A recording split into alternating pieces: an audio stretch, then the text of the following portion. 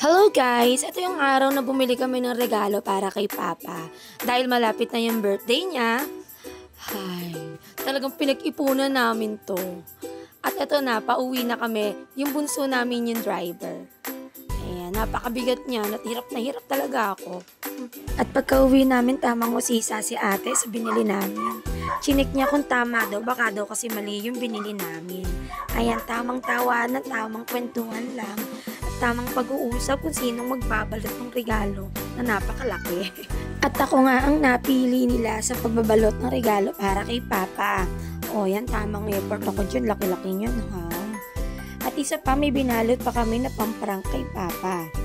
Hindi ko lang na-videohan yung maliliit na nasa kahon. Mamaya makikita niya sa video.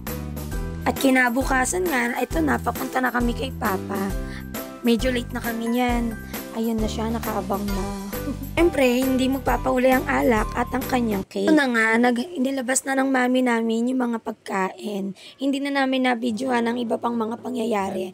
Pero dito sa part na to, nagkakantahan kami ng Happy birthday to you.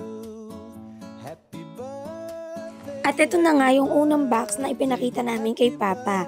Expect niya, ayan lang ang regalong matatanggap niya mula sa aming magkakapatid. Pero hindi niya alam, meron pang box na malaki.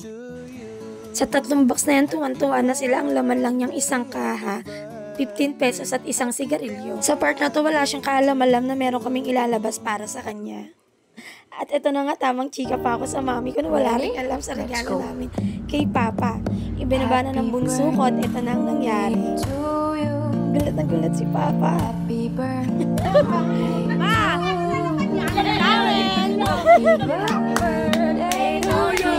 Dito sa part na to, nagkakahulaan. Ano nga ba ang laman ng regalo? Ready? Let's go. Happy birthday to you. Happy birthday to you. Happy birthday, happy birthday, happy birthday to you. Dito nga sa part na to, nakita namin yung papa namin na napakasaya. Na ngayon lang siya nakatanggap ng ganyan. Sobrang saya-saya niya. Mahilig kasi siyang mag-ride. Kaya ayan ang naibigay namin sa kanyang regalo.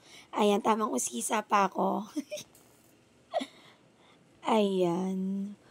Ang dati namin, ang daming tanong at sobrang excited. Ang saya ng ngiti niyo. At syempre, nakita na niya, kailangan naman niyang ibalik sa pinaglagyan dahil mag-iinom pa siya. Diba? Ito yung part na nagkikwentuhan kami magkakapatid at unexpected na bigla na lang. Pumasok si Papa at isa-isa niya kaming niyakap. At sabi niya, maraming salamat sa regalo. Maraming salamat sa effort niyo mga anak ko.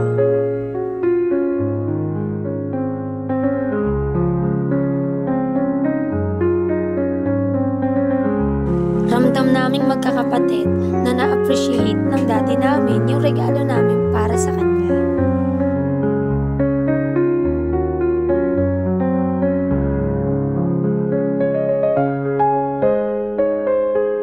Ang sarap sa pakiramdam pag nakikita mo na masaya ang magulang mo.